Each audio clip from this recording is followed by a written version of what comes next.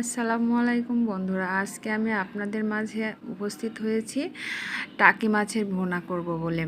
তো যেহেতু সময় সংক্ষিপ্ত আর ইফতারের টাইম হয়ে গেছে, সেজন্য বিস্তারিত দেখাতে পারলাম না, সেজন্য আন্তরিকভাবে দুঃখিত।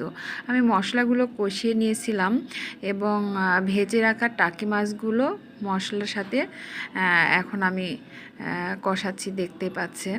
তো এটা আস্তে আস্তে নাড়বো।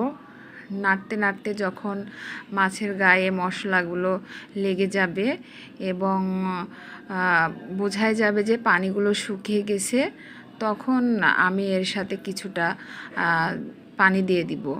তো দেখেন, আমি এখানে মাছটা নাড়ছি, মাছের গায়ে গায়ে মশলা লেগে যাচ্ছে, পানি কিছুটা আছে, তবে প্রায় শুকিয়ে এসেছে।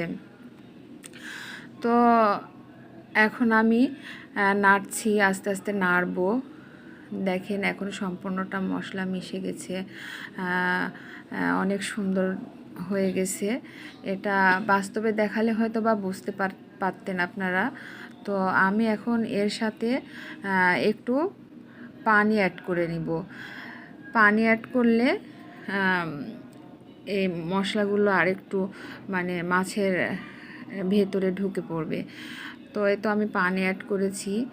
তো আমি চারি সাইডে লেগে থাকা মশলাগুলো ভালোভাবে নেড়ে চেড়ে ঝোলের সাথে মিশিয়ে দিচ্ছি।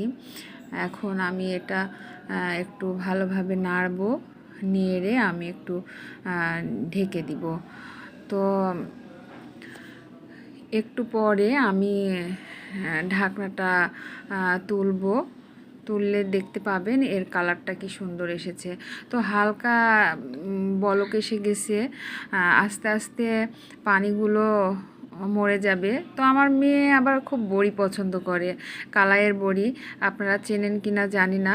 তা আমি এখানে 3টা বড়ি দিয়ে দিলাম। এটা শুধু আমার মেয়ের জন্য এবং আমার জন্য দিয়ে আমি আবারও ঢেকে দিলাম। তো দেখেন, ঢাকনা চেড়ে দেখাচ্ছি কি সুন্দর বলক এসে গেছে এবং ঝোলগুলো প্রায় একটু একটু করে শুকিয়ে যাচ্ছে। তো দেখেন বন্ধুরা, ঝোলটা প্রায় শুকিয়ে এসেছে। এখানে আমি একটু লবণ মনে হচ্ছিল আমার যে কম হয়েছে, তা আমি একটু লবণ দিয়ে দিলাম। তারপরে আমি আবার ভালোভাবে এটা নেড়ে দিচ্ছি।